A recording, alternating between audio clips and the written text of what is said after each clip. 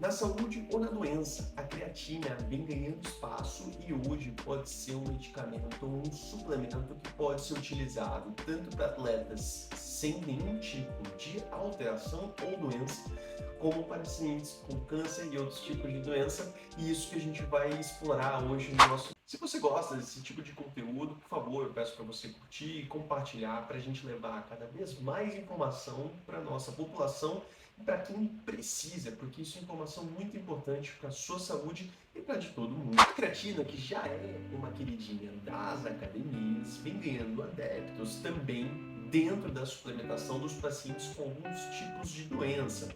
A gente sabe que a creatina ela atua fornecendo energia para que o músculo faça a sua contração muscular. E os efeitos são muito mais positivos do que só fornecer energia. Ela aumenta a força de explosão e com isso existe uma tendência de um aumento de massa muscular. Além disso, a creatina é capaz de trabalhar a nível de sinalização celular. O que é isso? É como se ela estivesse falando para os músculos: cresçam, cresçam, cresçam. Isso traz aquele ambiente metabólico para que você tenha uma hipertrofia, que é o crescimento dos músculos. É claro que a gente sabe que só tomar creatina não quer dizer que você vai ficar super forte, vai sair levantando qualquer tipo de peso da academia. Não é assim que funciona.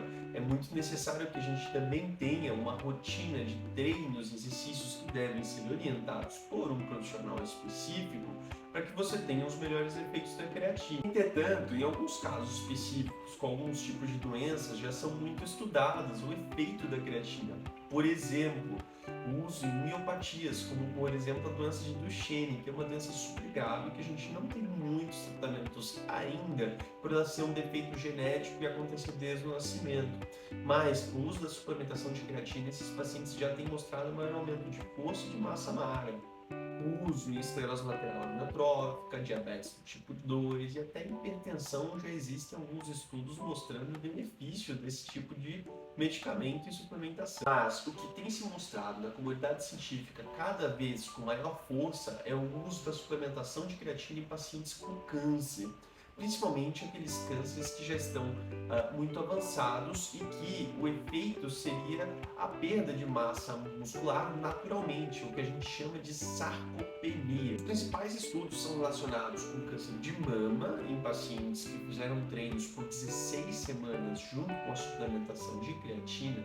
Eles apresentam um aumento de massa magra muito importante e com isso uma diminuição dos efeitos do câncer no contexto sistêmico.